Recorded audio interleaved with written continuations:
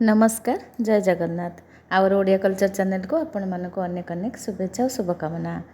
आज वीडियो रे रहिबो जे आमे तो प्रत्येक दिन सूर्य को आमे जल अर्घ्य दे थांती। तो से जिते बळे आमे सूर्य को जल अर्घ्य दे थांती आमे गोटे मंत्र रे जल अर्घ्य दे थांती।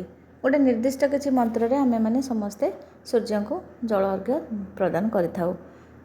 किंतु मु आज आपण मानकु आ गोटे कथा कहिया को ये भिडियोटी बनई जे सूर्य को आम के मंत्र रे पूजा कले कौन हम। तो वर्षक तो आमर 12 मास प्रत्येक मसरे सूर्यंकर गति भिन्न प्रकार होता है। तो से आम क्यों मसरे सूर्य को क्यों मंत्र रे जल अर्घ्य देबा चलतु आरंभ करिबा। मासर प्रथम मास होउची बैशाख मास।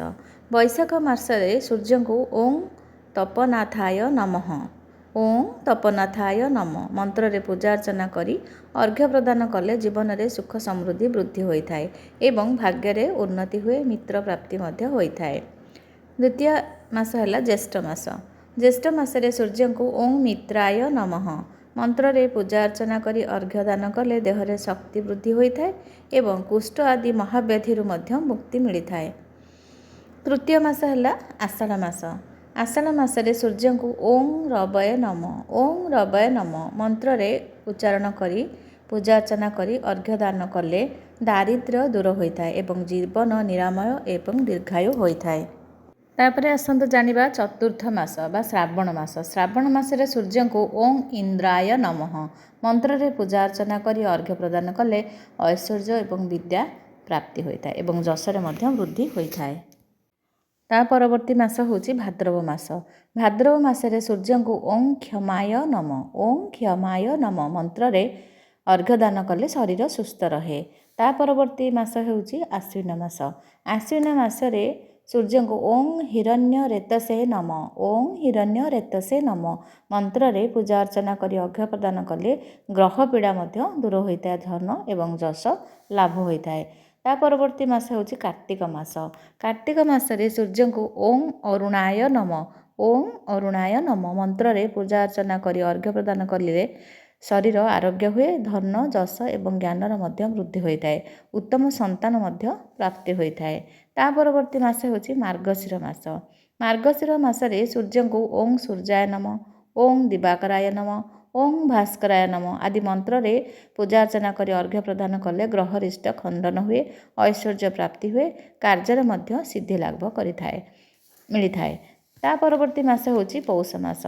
पौष मासरे सूर्य को ओं विष्णवे नम ओं विष्णवे नम मंत्र रे अर्घ्य दान कले धर्म श्री जश ज्ञान एवं ऐश्वर्य मध्य प्राप्ति होता है। तापरे आसंतु जानिबा माघ मास विषय। माघ मासरे सूर्य को ओं त्वष्टाय नम ओं त्वष्टाय नम मंत्र रे पूजा अर्चना करी अर्घ्य देले मनोकामना पूर्ण हुए एवं संयमता मध्य वृद्धि पाए रोग आदि दूर होता है। ता परवर्ती मास होची फाल्गुन मास। फाल्गुन मासरे सूर्य को ओं आदित्याय नम मंत्र रे पूजा अर्चना करी अर्घ्य देले शरीर सुस्थ रहे ग्रह पीड़ा खंडन हुए एवं मानसिक शांति मध्य मिलता है। सबुठारु शेष मास है चैत्र मास। चैत्र मासरे सूर्य को ओं भानवे नमः ओं भानवे नमः यही मंत्र रे पूजा अर्चना करी अर्घ्य देले ग्रहरिष्ट खंडन हुए भगवानकर मध्य कृपा आशीष मिले एवं अभिष्ट मध्य पूरण होता है।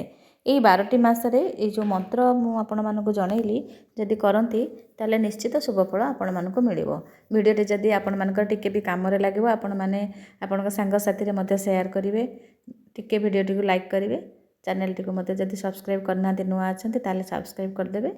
रोची नमस्कार देखा पुणी गोटे एमती भल वीडियो नहीं आसबि।